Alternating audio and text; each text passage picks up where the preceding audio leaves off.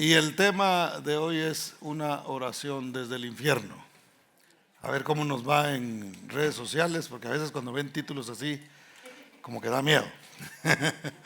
Pero no, yo creo que toda la palabra, hermano, está llena de la gracia de Dios y ese es el tiempo que nosotros estamos viviendo. Lo que podemos leer y ver en la palabra del Señor, si algo nos exhorta, es precisamente a continuar en la gracia de Dios. Lucas 16, versos 19 al 21, ¿lo tiene? Me dice amén. ¿Lo tienen dos? Si lo tiene, me dice amén. Lucas 16. Para los que lo buscan en la Biblia de papel, Lucas 16. Y si usted desea seguirlo de manera digital, también está el código allí en la pantalla y puede seguir la enseñanza en su dispositivo móvil.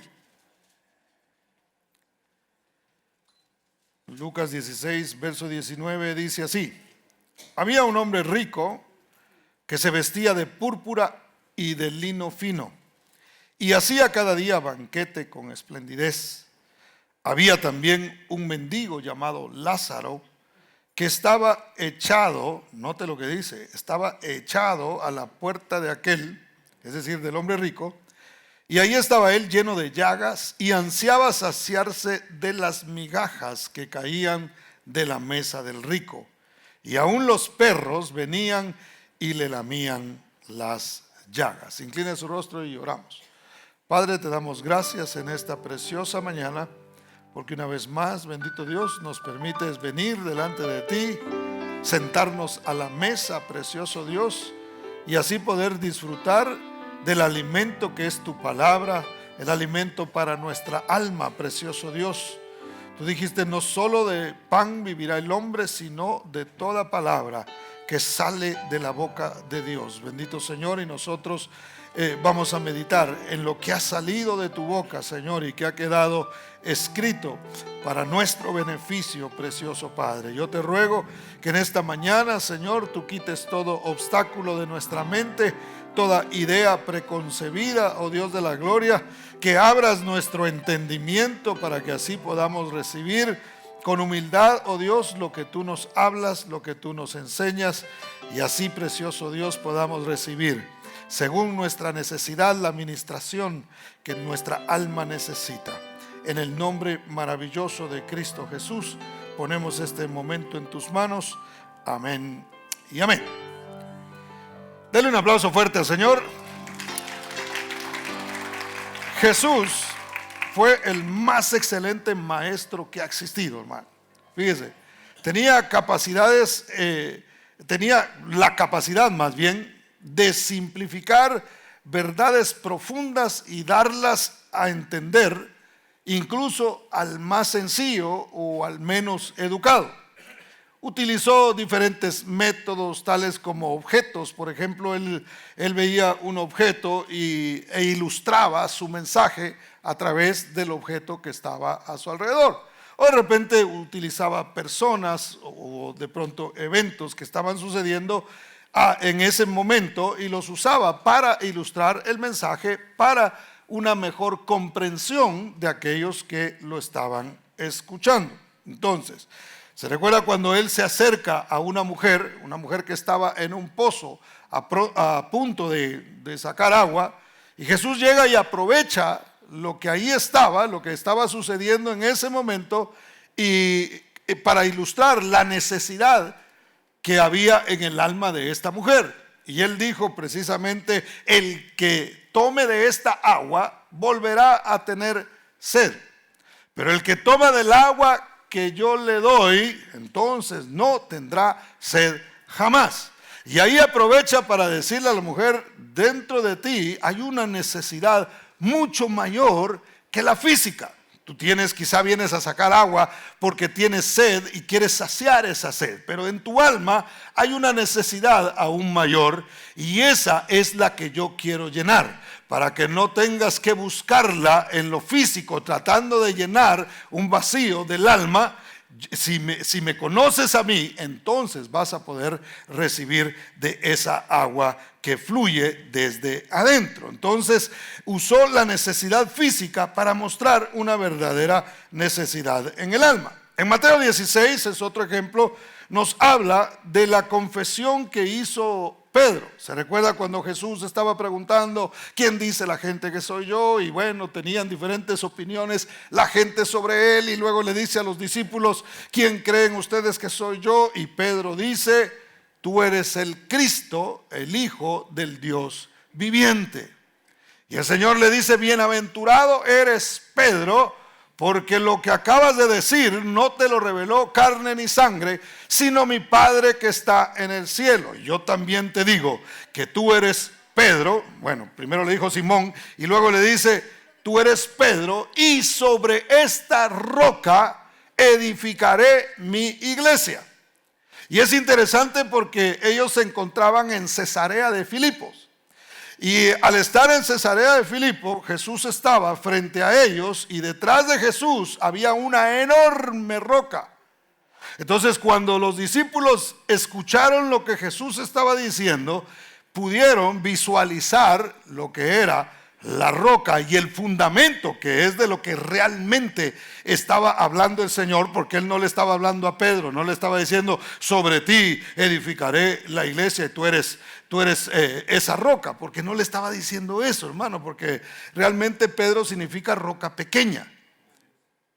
Y la roca sobre la que Jesús iba a edificar su iglesia era algo muy grande y muy fuerte, que era la confesión de Pedro. Tú eres el Cristo, el Hijo del Dios viviente. Usted y yo estamos aquí porque hemos creído que Él es el Cristo, el Hijo del Dios viviente, el que nos proveyó salvación, el que trajo sanidad a nuestra vida, el que sana nuestra alma, es Cristo Jesús. Y sobre esa roca nosotros estamos fundamentados. Por eso es que la iglesia, hermano, es más, el Señor mismo lo dijo, y las puertas del infierno no prevalecerán contra ella.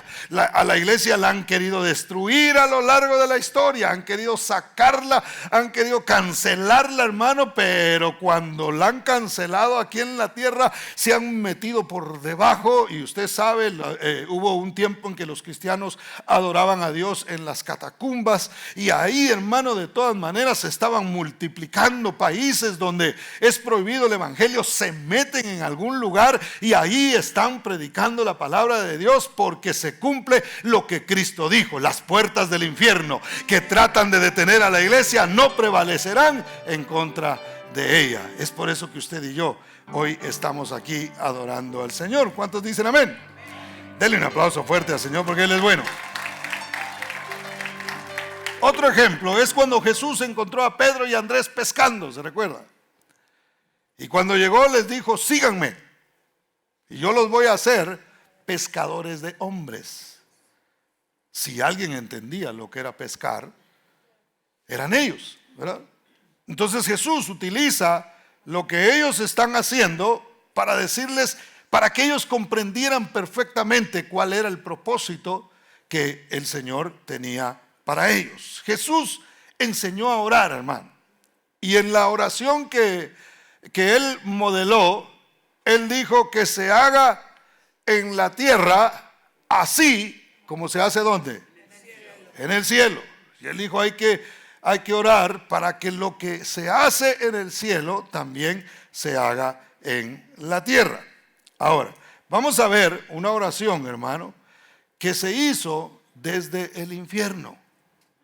Una petición que se hizo desde el infierno, y vamos a ver qué nosotros podemos aprender estando en esta tierra sobre esta oración que se hizo. Veamos la siguiente historia, entonces, que lo leímos al principio, Lázaro y el rico.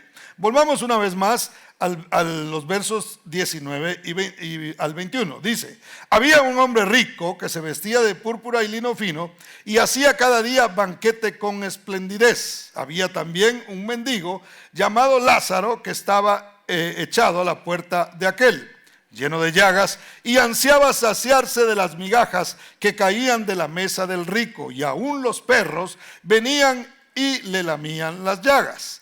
El contraste entre estos dos personajes era marcado de sobremanera. Un hombre que lo tenía todo, un hombre que no necesitaba absolutamente nada, hablando en cuanto a economía. Imagínense que todos los días hacía banquete, hermano. ¿Alguien hace aquí todos los días banquete, no? Come como que fuera un banquete, ¿verdad? Pero imagínense, este hombre tenía esa posibilidad, que todos los días hacía un banquete. No dice la Biblia de qué se trataba, si hacían fiesta o si bebían mucho. Me imagino que comían y bebían también ahí. Pero tenía esa posibilidad de hacer banquete, hermano, con esplendidez. Como cuando usted hace una carne asada, ¿verdad? Y usted dice, voy a hacer una carne asada y voy a comprar carne sin límite. Compra de esos steaks así, que son así gruesos, hermano. De esos que yo le dije la vez pasada, que le mete uno el tenedor y todavía hacen mu, ¿verdad? Porque está fresca la carne.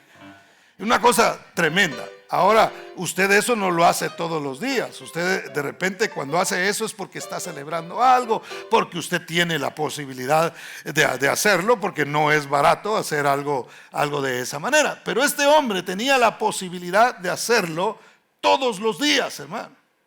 Y había otro que estaba ahí a la puerta, que lo habían ido a tirar, estaba echado, dice la Biblia. Estaba tan débil que ni siquiera se podía mover por él mismo. Es posible, según dicen los comentaristas, es posible que algún familiar se compadecía de él y decía, ¿dónde está el rico de la cuadra, verdad? Como allá en nuestros países, que siempre teníamos al rico de la cuadra, al que mejor le iba.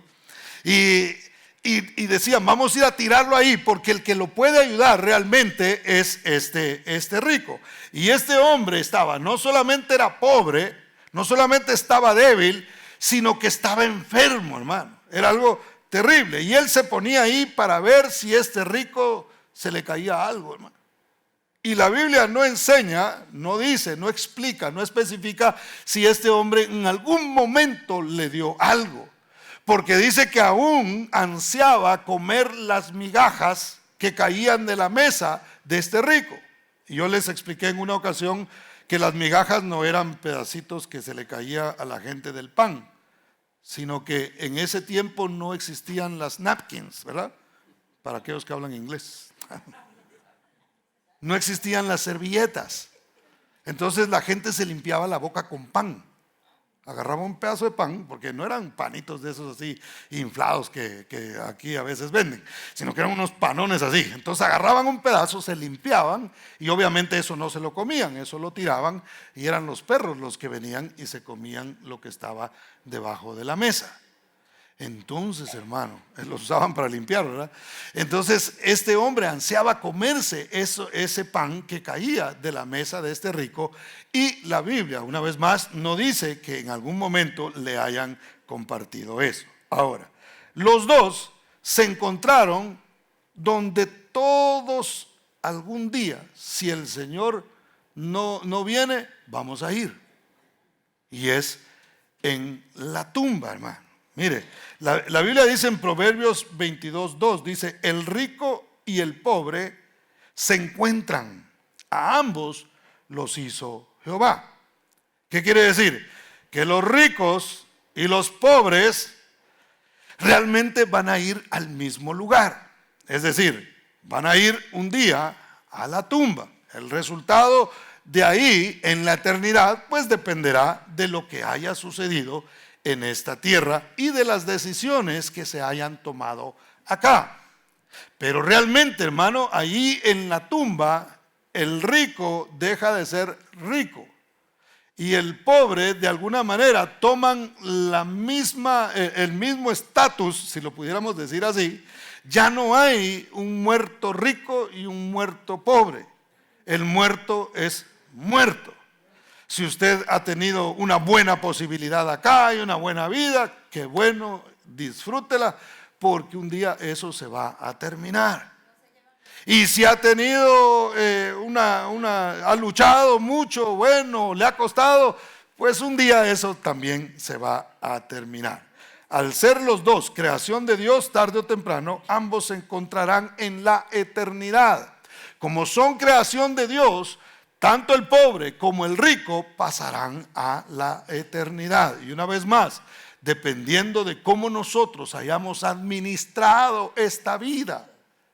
Porque esta vida, hermano, no es nuestra. Y menos en nosotros que hemos creído en Cristo, porque se la hemos entregado a Él. Entonces nosotros somos encargados ¿de qué? De administrar lo que somos en esta vida, la vida que tenemos, y todo lo que nosotros poseamos, sea bueno o sea malo, simplemente lo estamos administrando. Un día, hermano, se va a terminar. Una persona puede anhelar mucho. Yo quiero tener esa bonita finca de adobe, ¿verdad? O de ladrillo, más bien, más lujosa.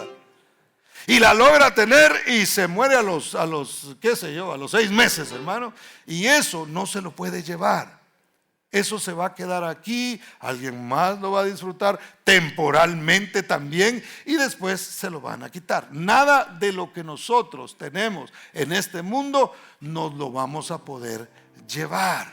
Por eso es más importante la vida espiritual, lo que tiene que ver con la eternidad, que lo que nosotros podamos alcanzar en esta vida. Yo no estoy diciendo que no se alcance nada, yo no estoy diciendo que no se luche, yo no estoy diciendo que no se sueñe. Está bien si Dios nos da la oportunidad y Dios nos bendice y nos abre puertas y logramos ciertas cosas, qué bueno, pero eso no es lo más importante. Lo más importante se encuentra en Dios, lo más importante está en la eternidad. ¿Cuántos dicen amén?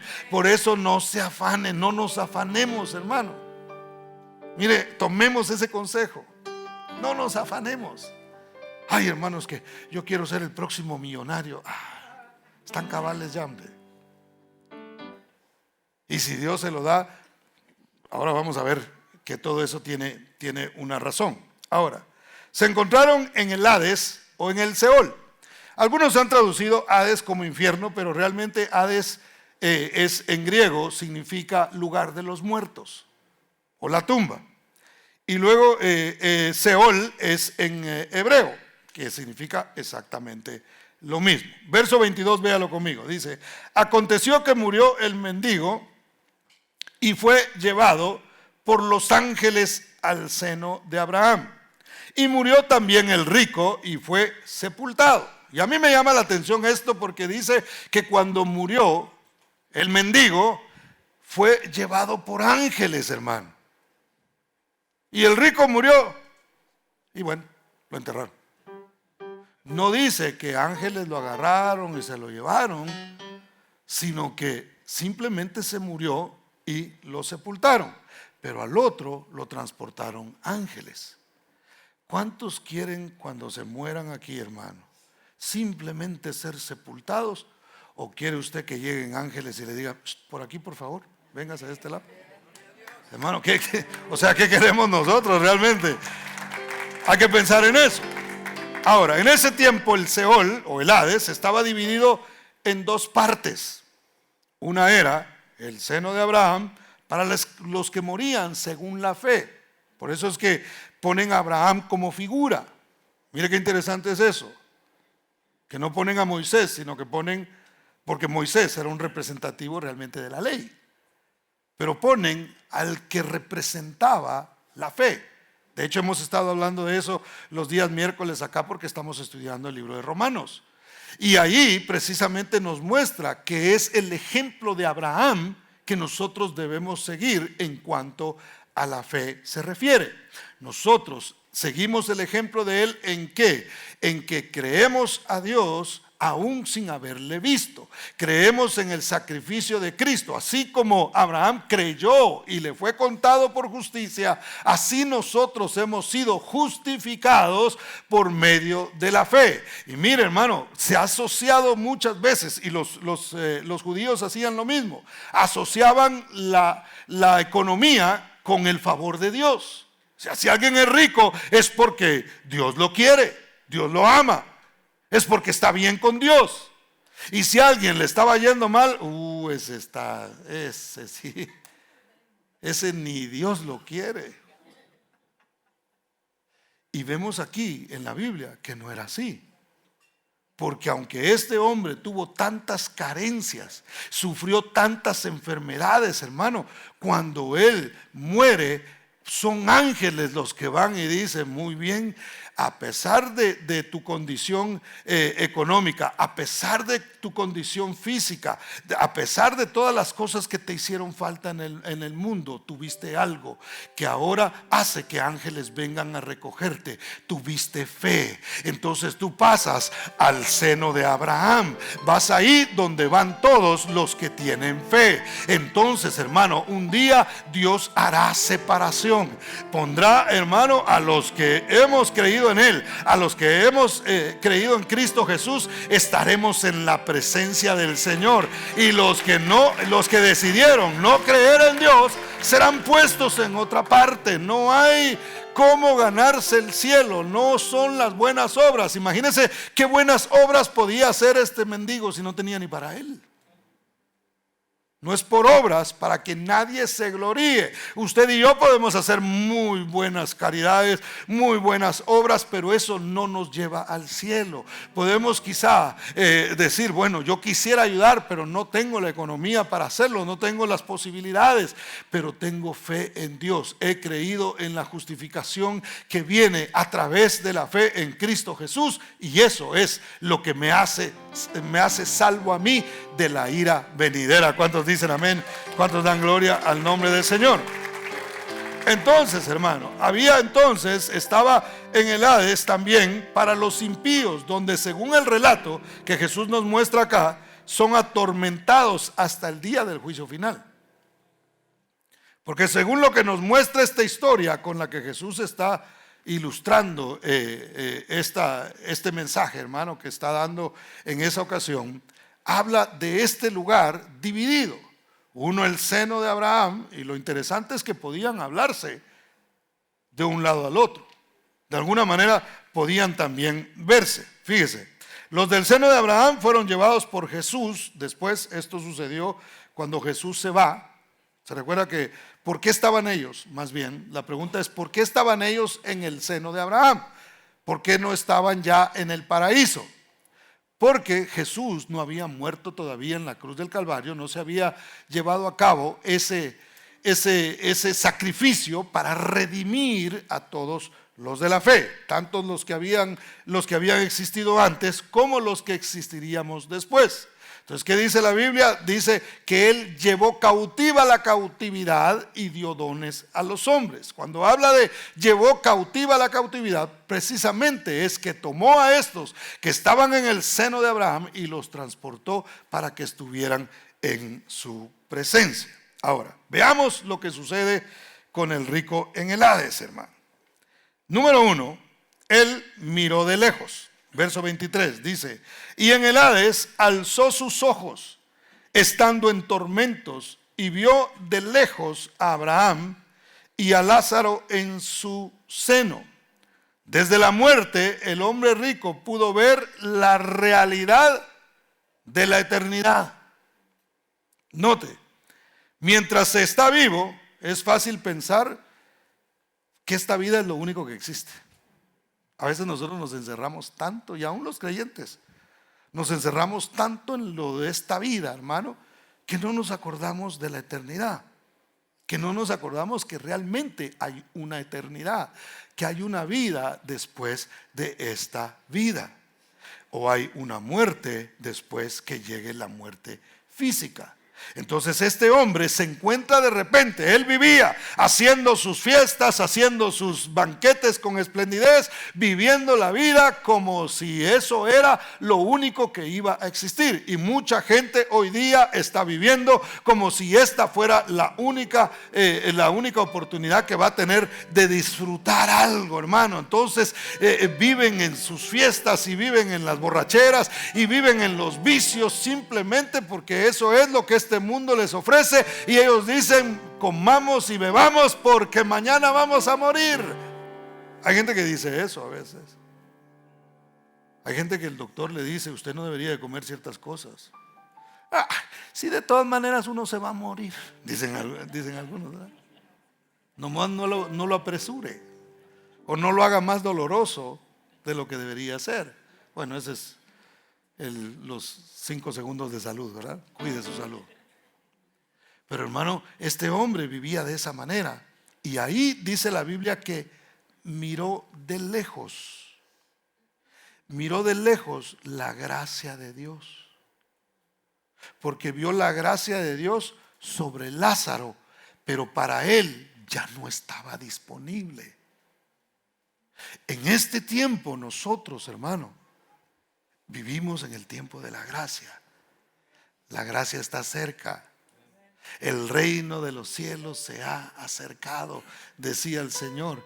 Y esta es la oportunidad que usted y yo tenemos de vivir por fe y entonces, hermanos, disfrutar la eternidad. Yo siempre, en un mensaje hace algunos meses, yo mencionaba algo que a veces nosotros tenemos siempre en mente. Nosotros tenemos, desde cierta edad comenzamos a pensar con el momento en el que vamos a descansar, ¿sí o no? Mire, es más, desde pequeños, usted iba a la escuela pensando en la hora de salida. Bueno, se le atravesaba la del recreo, ¿verdad? Ya viene el recreo, ya va a tocar el recreo, ya viene el recreo, un poquito más y salir, ¿verdad? Y disfrutar un ratito y después la campana y vamos de regreso y después entonces a esperar la hora de salida y esperando la hora de salida.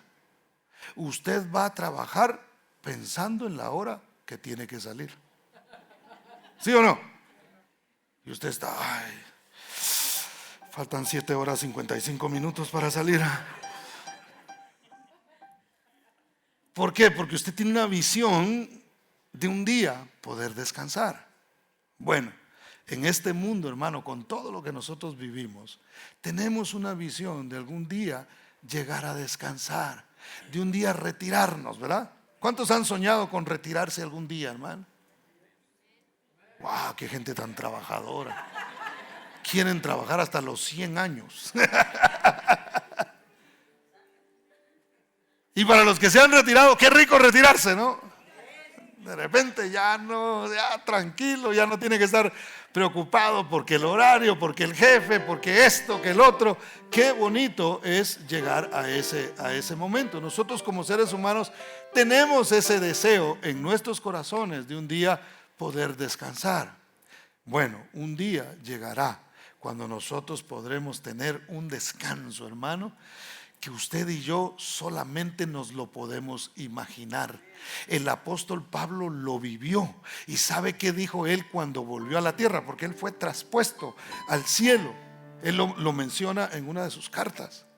Y cuando él regresó, hermano, él decía: yo ya no sé qué escoger, porque yo quiero estar entre ustedes para poderles predicar el evangelio. Es mi pasión, eso me lo impuso el Señor, eso me lo puso en el corazón. Quiero seguir haciendo la obra, pero realmente quisiera estar allá con Él, porque yo ya sé lo que es estar en la presencia de Dios. Entonces, hermano, Pablo nos puede mostrar un poquito de lo que realmente será el día que nosotros estemos ahí.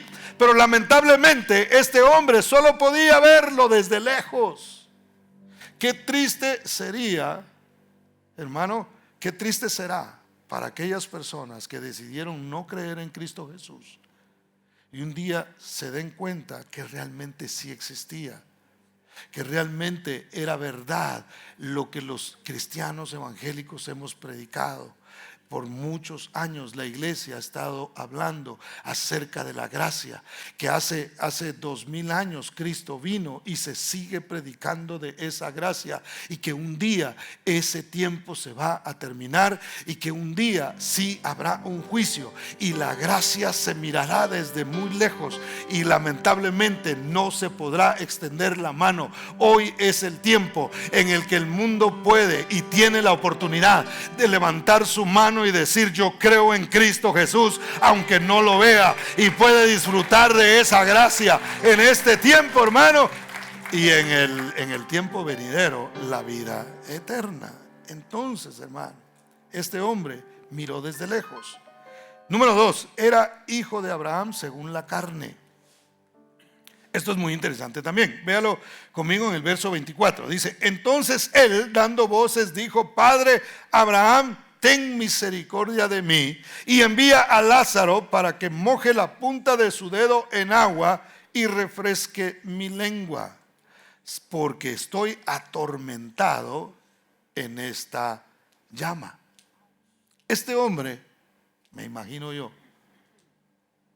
que nunca rogó por nada, hermano. Nunca pidió nada, porque él lo tenía todo.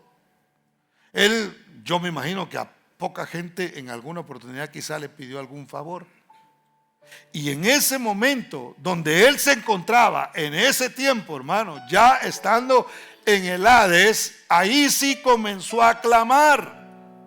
Y yo me imagino al hombre entrando en su casa y viendo a Lázaro ahí: ya me vinieron a tirar a este otra vez acá.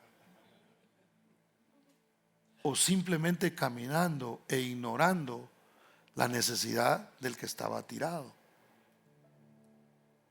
Él no rogaba a nadie, le rogaban a él. Y según lo que nosotros vemos, realmente nunca hizo nada por Lázaro, porque él hubiera podido cambiar. Él tenía el poder y tenía el dinero para cambiar la vida, la condición de Lázaro, y no lo hizo. Y ahora en el Hades él se encontraba, la posición se cambió. Ahora el mendigo estaba en una muy buena posición, dejó de ser mendigo. Y el que era rico estaba en la posición de mendigar, no comida, no migajas de pan, sino simplemente que mojara la punta de su dedo en agua y refrescara la lengua. ¿Qué nos muestra esto? Que el alma, de alguna manera, hermano, podía sentir esa necesidad. Por supuesto, eso no era posible hacerlo. Él clamaba por si hubiera una posibilidad, pero eso era imposible de suceder, y él ahí estaba pidiendo. Y le dice: Padre Abraham. ¿Qué significa eso? Lo reconoció y dijo: yo soy un descendiente de Abraham. Pero el problema era que, como dijo el apóstol Pablo, no son los descendientes de Abraham según la carne, sino según la fe. No son hijos de Abraham los que descienden del linaje de Abraham en cuanto a la carne, sino los que hemos creído en Cristo Jesús somos reconocidos como hijos de Abraham. Nosotros, los que hemos confiado en el Señor, y a pesar de que él era de la descendencia de Abraham, hermano, no tuvo salvación. Aquí se cae aquello de que todos los israelitas se van a salvar, ¿verdad? Porque aquí lo vemos que era un hijo de Abraham y estaba en el Hades. No pudo disfrutar de la salvación. Ahora, yo lanzo esto por cualquiera que pudiera pensar que porque su familia o sus papás vienen a la iglesia se va a poder salvar. Me acuerdo cuando nosotros nos convertimos al Señor en mi familia, fue en el tiempo de Gigi Ávila. Algunos de ustedes se acuerdan de él, el evangelista Gigi Ávila. Fue un evangelista tremendo que Dios usó en ese tiempo, y su mensaje era Cristo viene. O sea, el centro de su mensaje, a donde iba, era Cristo viene. Entonces se hablaba mucho del rapto y se hablaba mucho de estas cosas, y mi hermana y yo nos poníamos a platicar de niños, ¿verdad? Nos agarraba por platicar, y le decía yo, platicábamos entre nosotros: ¿y qué harías si ves que a mi mamá se la está llevando el Señor? Y mi hermana me dijo: yo me agarro de los pies de ella, dijo. Y así me puedo ir yo también, ¿verdad? Por si me estoy quedando, porque había un temor a quedarse, hermano. Era terrible ese asunto. Entonces, pero no se puede hacer eso. La salvación es individual. Cada uno de nosotros, hermano, tiene que tener un encuentro personal con Cristo Jesús. Por eso mi consejo para la juventud es: ame al Señor. ame al Señor, crea en Cristo Jesús, sígalo a Él, crea en su palabra. Un día va a comprobar que Él es el Señor. Un día lo vamos a ver cara a cara, nos promete la Biblia, y no perdemos absolutamente nada. Al contrario, ganamos mucho en tener fe. Entonces, hermano, número 3, ahí en el Hades pudo distinguir bien entre lo bueno y lo malo. ¿Dónde debería suceder eso, hermano? Mire, aquí en la tierra. Note que Jesús dijo: lo que sucede en la tierra, que en el cielo, perdón, que suceda en la tierra. Y aquí desde el Hades, él ya en el Hades pudo ver y distinguir, por lo menos se lo explicaron, lo que era bueno y lo que era malo. Verso 25 dice: pero Abraham le dijo: hijo, acuérdate que recibiste tus bienes en vida, y Lázaro también males, pero ahora este es consolado aquí y tú atormentado. En otras palabras, tuviste oportunidades de hacer lo bueno con los recursos que Dios te dio. Hay gente que Dios le dio talentos, pero los dedicó al diablo.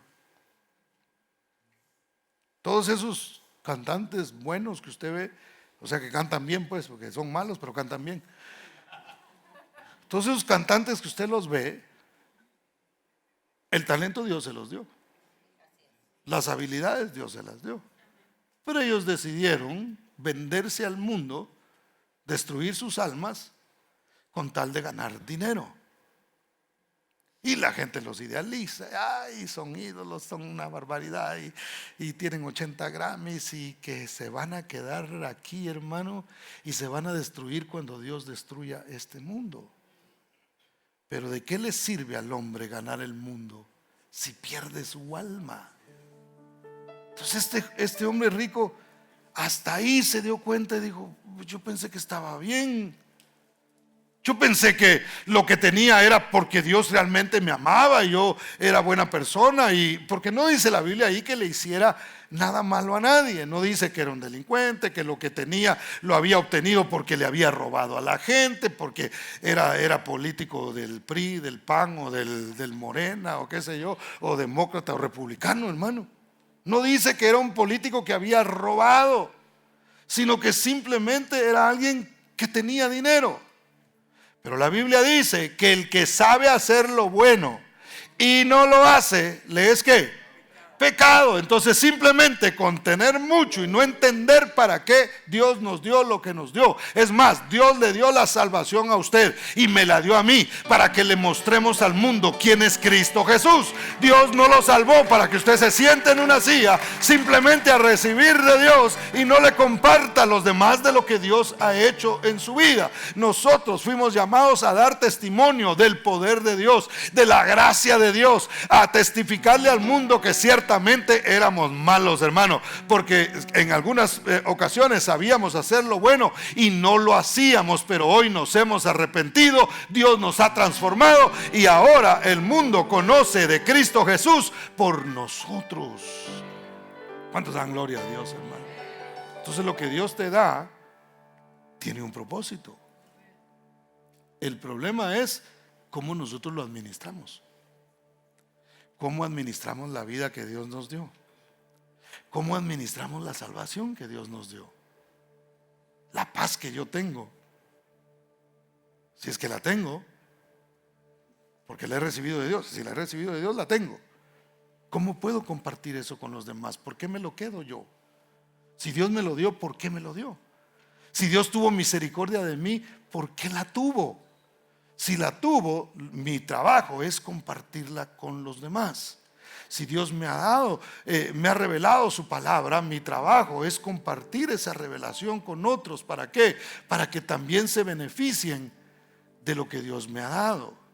Y este hombre ahí pudo distinguir lo que era bueno y lo que era malo. Cuando nosotros vivimos sin Cristo Jesús, hermano, no sabíamos distinguir. Es más, Dios tuvo misericordia de Nínive y mandó a Jonás para que les predicara. ¿Por qué? Porque era gente que no podía distinguir entre su mano derecha y la mano izquierda. Y el mundo no sabe distinguir, no sabe lo que es bueno y lo que es malo. Es más, estamos ya viviendo en la profecía que el Señor dio, donde a lo bueno le llamarían malo y a lo malo bueno. Véalo usted, está a nuestro alrededor, está en las noticias, está por todas partes. A lo bueno le llaman malo. Usted no sabe cuántas restricciones en los países le quieren poner a la iglesia. Ya se está viendo eso. Yo mencioné el otro día, México está endureciendo las leyes en contra de los cristianos. Lo está haciendo ya. Hermano, para ahí va el asunto. Ya la gente no sabe distinguir y está llamando las cosas al revés. ¿Cuántos dicen amén? Entonces, la distancia entre lo bueno y lo malo en la tierra es corta, pero en la eternidad está muy distante. Aquí está lo bueno, hoy tengo la oportunidad de hacerlo, lo voy a hacer. Estoy del lado de los malos. Hay una línea nada más, hay que cruzarla, ¿verdad? También es peligroso porque también está la otra al lado, ¿verdad? Y si no tenemos cuidado nos podemos meter ahí también. Pero hermano, hoy es corto. La oportunidad es ya, es ahora de cambiar. Es hora de tomar el buen camino. Es hora de rechazar el infierno y aceptar el cielo. Es la oportunidad que nosotros tenemos de aceptar a Cristo y rechazar a Satanás. Porque el que no le sirve a Cristo Jesús, le sirve al diablo. Así de sencillo, hermano. Entonces tenemos la oportunidad. Es corto. Es un paso el que hay que dar. Es recibir a Cristo Jesús en el corazón. Hacerlo el Señor de nuestras vidas para que Él nos dirija a nosotros. Y el día que muramos, hermano, ángeles vengan a nosotros y nos tomen y nos lleven a la presencia del Señor. ¿Cuántos dicen amén? ¿Cuántos dan gloria a Cristo Jesús?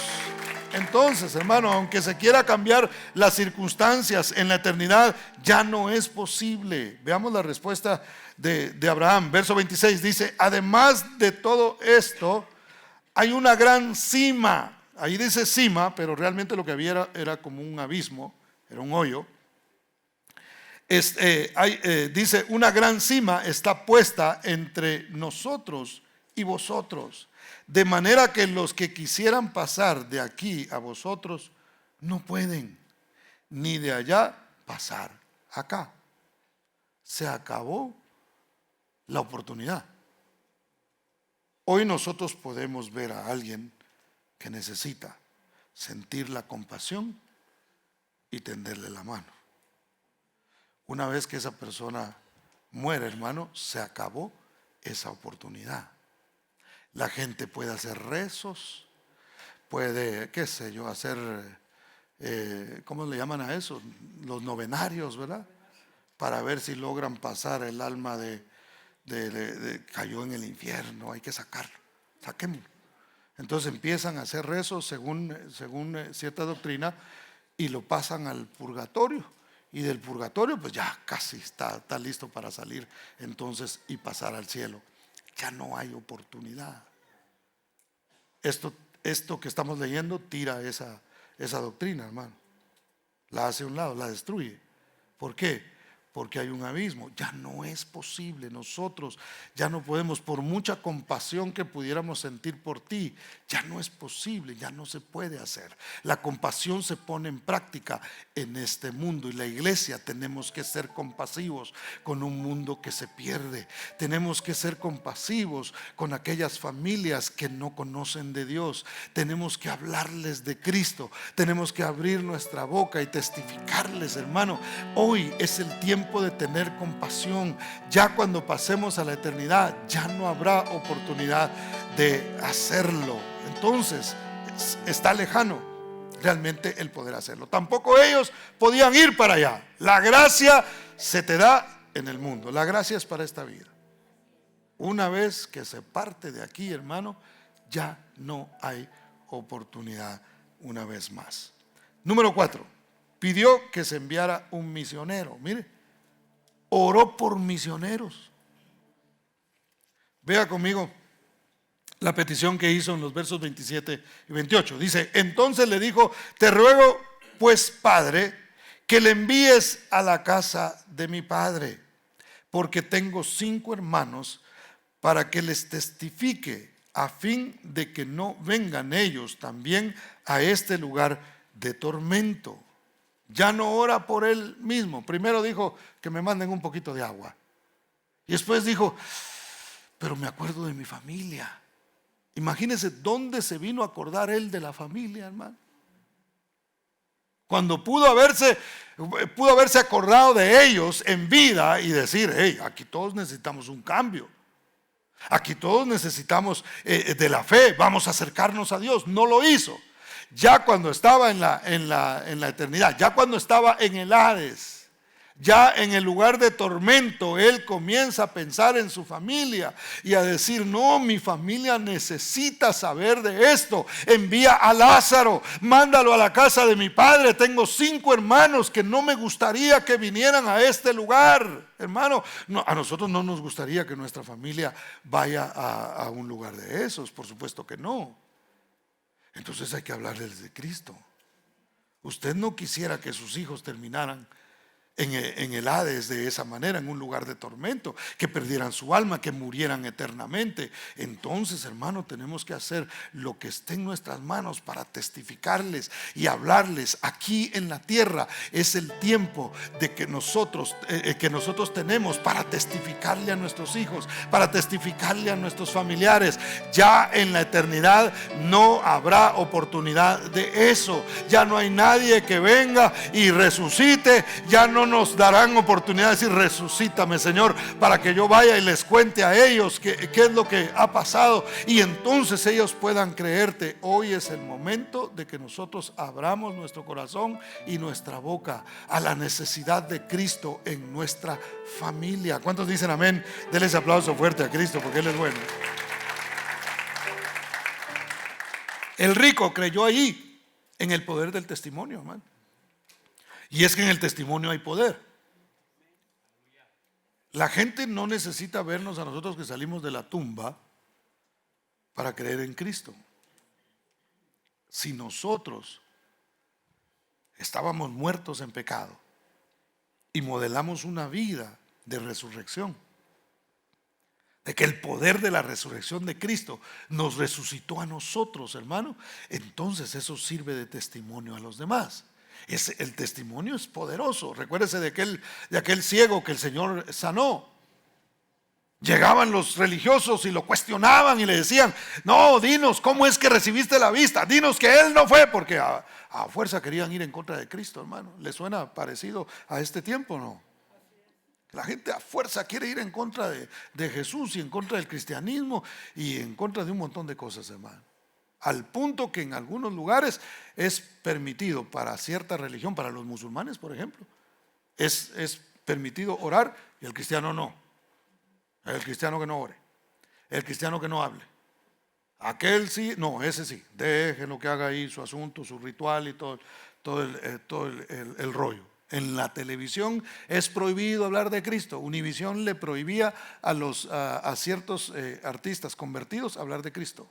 Les decía que no hablaran de Cristo. Pero la brujería sí. Y ahí salen los brujos. Y ahora te va a ir de esta manera. Y son raritos, ¿verdad? Los que salen ahí, la mayoría de ellos. Es que es cierto, hermano. Perdón que lo diga de esta manera, pero es la realidad. Y a veces la verdad hay que decirla así. Porque si no, después se hacen los locos. Entonces hay que decirlo claro. Hermano, eso sí se puede, pero siempre van en contra de lo que realmente es el testimonio. No quieren oír el testimonio de alguien que realmente salió de la muerte hacia la vida. Usted y yo estábamos muertos, pero Cristo nos ha resucitado. ¿Cuántos dicen amén? ¿Cuántos dan gloria a Cristo Jesús? Número 5 y último. Creyó en la necesidad del arrepentimiento, hermano. Versos 29 y 30 dice: y Abraham le dijo, a Moisés y a los profetas tienen, óiganlos. Él entonces dijo, no, padre Abraham, porque si alguno fuere a ellos de entre los muertos, se arrepentirán. Él pensó en su familia y dijo, si alguien se levanta de los muertos, entonces lo van a creer porque va a ser un milagro espectacular. Porque ver levantarse un muerto, hermano, yo no sé cuántos aquí en alguna ocasión lo han visto. Yo no me ha tocado ver eso, pero me ha tocado ver gente viva con cara de muerto, pero eso es otra cosa. Pero yo nunca he visto un muerto resucitar. Pero yo me imagino, imagínese que usted está en un velorio y de repente ve que la caja se abre, ¿verdad? Y se levanta así, con un poquito de ojeras, pero se levanta. Usted dice, Padre eterno, ¿qué es esto? ¿Verdad? Hasta sale corriendo. Pero ¿pueden realmente los milagros cambiar la vida de la gente? Un milagro espectacular, hermano, no siempre. No es muy efectivo un milagro espectacular. Por eso, mire, hermano, donde Dios se quiera mover, qué bueno, gloria a Dios, Dios hace milagros, yo lo creo con todo mi corazón. Pero realmente querer atraer a la gente por milagros no es una garantía. ¿Sabe por qué? Porque aquí el mismo Abraham se lo dice a este rico. Le dice, no, mira, no porque venga alguien de los muertos van a creer. ¿Se recuerda es más, cómo se llamaba el que resucitó? Lázaro también. Lázaro se llamaba. Resucitó Lázaro. Lázaro estuvo muerto 4 días. 4 días, hermano. Las hermanas de él, cuando llegó Jesús, le dijeron, no muevas la piedra, ya debe estar podrido. Y la Biblia dice que Jesús dijo, Lázaro, muevan la piedra. Lázaro, ven fuera. Y Lázaro salió así, ¿verdad? Porque estaba amarrado. Por eso el Señor dijo, desátenlo, ¿verdad? Después. Y ahí venía Lázaro para afuera, hermano. ¿Sabe qué hicieron los fariseos? Empezaron a planear cómo matarlo otra vez. Por eso es que cuando usted se convierte a Cristo, los familiares comienzan a ver cómo lo matan de regreso. Ahora tiene una vida diferente. Hay que ofrecerle cerveza otra vez. Hay que ponerle la marihuana en la mano. Hay que hacer esto. Y empiezan, hay que invitarlo al baile. Hay que llevarlo aquí para ver si lo logran matar, hermano. Entonces a veces esos milagros espectaculares no son una garantía. Porque la gente, a pesar de ver el milagro de Jesús, salir un muerto de la tumba de 4 días ya de muerto, no era que se echó una siesta dentro del sepulcro, hermano, estaba muerto 4 días. Y salió de ahí y no creyeron en Cristo Jesús. Trataron de anular el milagro que Jesús había hecho. Entonces el padre Abraham le dice en ese momento, no se puede. Lo que hoy ellos necesitan es la escritura. Tienen a Moisés, tienen la ley. No estaba toda la escritura todavía porque el Nuevo Testamento no existía, pero estaba el Antiguo Testamento. Tienen a Moisés y tienen a los profetas, que a ellos los escuchen. Ya los profetas habían muerto hacía mucho tiempo y Moisés también. De lo que estaba hablando era de la escritura. Tienen la palabra escrita. Escuchen lo que ellos dijeron. Escuchen lo que ya está escrito. Y entonces lean lo que ya está escrito y entonces eso les va a hablar a sus corazones. Mire lo que dice el verso 31. Mas Abraham le dijo, si no oyen a Moisés y a los profetas, tampoco se persuadirán, aunque alguno se levantare de los muertos. Aunque vengan los milagros, si no se pone atención a la palabra de Dios. Por eso es que usted ve gente que a veces se sanan en una campaña de sanidad y después no vuelven a la iglesia. ¿Se ha fijado usted en eso?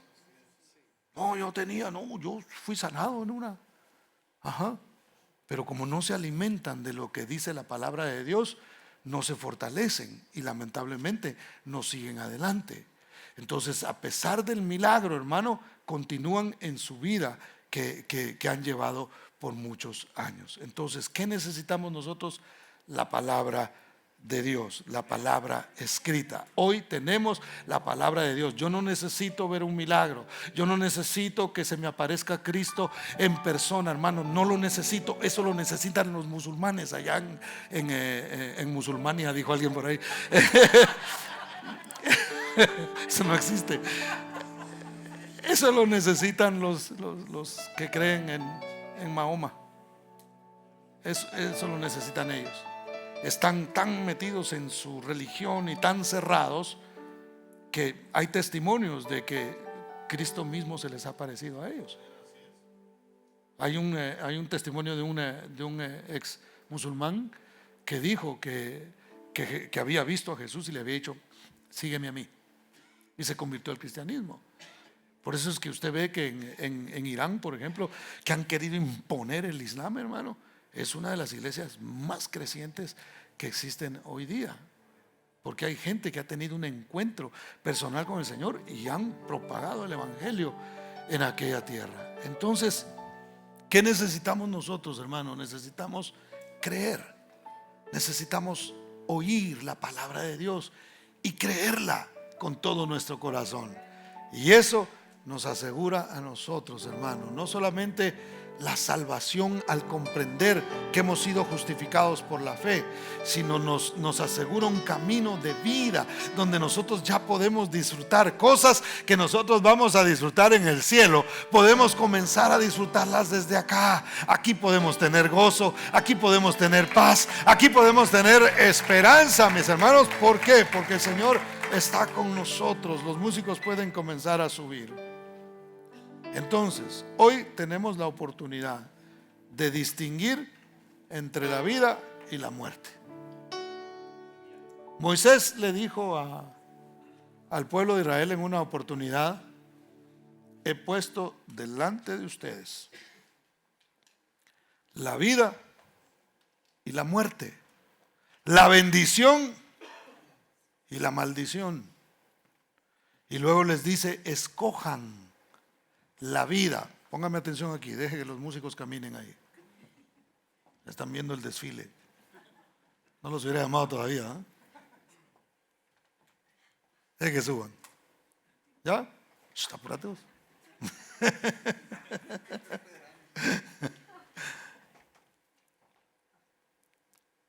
Escoge la vida. Cuando uno predica estos mensajes, hermano, como predicador, uno se descarga, porque uno cumple con la responsabilidad de predicar y decir: hay algo más importante en esta vida que el dinero, que las posesiones materiales, que el éxito que nosotros pudiéramos alcanzar.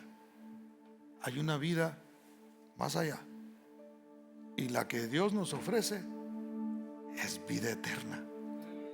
Escojamos la vida. Escoja vivir. Deje de estar peleando. Deje de estar odiando. Si ese fuera su caso, empiece a amar. Ame. Vea a alguien con necesidad y si usted puede, ayúdele. Esta es la oportunidad que tenemos de hacer lo bueno, de hacer el bien que Dios nos ha dado, compartirlo con los demás. Dios nos ha dado su palabra, nos ha dado la posibilidad de poder ayudar a otras personas. Hoy nosotros podemos distinguir entre lo que es bueno y lo que es malo. No se me pierda. No se me pierda con las noticias, no se me pierda con la farándula, no se me pierda con ciertas cosas y empieza a considerar: ay, no sé, esto como que no es tan malo, esto como no es. No, sepamos distinguir entre nuestra mano izquierda y nuestra mano derecha. Sepamos distinguir. Hoy tenemos esa oportunidad. ¿Para qué? Despertar en la eternidad y saber que perdimos la oportunidad de hacer las cosas bien en este tiempo. Tenemos la oportunidad de clamar a Dios, de ser escuchados y de ser atendidos. Tenemos la oportunidad de clamar por misioneros, hermano, por gente que se levante juntamente con nosotros a predicar el evangelio. Quizá tu hijo ya no te escucha. Bueno, entonces ora y dile: Señor, manda Manda a alguien hoy, en este tiempo, ahora que estamos en la gracia, ahora que yo puedo clamar a ti y sé que tú me escuchas y sé que tú vas a hacer las cosas. Hoy yo puedo orar y pedir que si no me escuchan a mí, escuchen a alguien en este mundo, en este tiempo, que les predique la palabra de Dios, hermano. Podemos orar para que Dios envíe misioneros. Hoy tenemos la oportunidad de arrepentimiento, es decir, hoy podemos cambiar dirección. Una vez que lleguemos a la meta, ya no hay. Se acabó la competencia, se acabó la carrera, ya no se puede. Hoy tenemos oportunidad de decir, si voy caminando en una dirección, no es de vida, no es la que Dios quiere. Voy a caminar hacia el otro lado, donde Dios me está diciendo que debo hacerlo. La vida se puede acabar en un instante. Hoy estamos aquí, mañana no sabemos dónde vamos a estar. Entonces hay que hacer lo bueno hoy, hay que creer en Cristo hoy, hay que obedecer su palabra hoy, hay que hacer lo bueno hoy, porque el que sabe hacer lo bueno y no lo hace, le es pecado. Póngase de pie, por favor.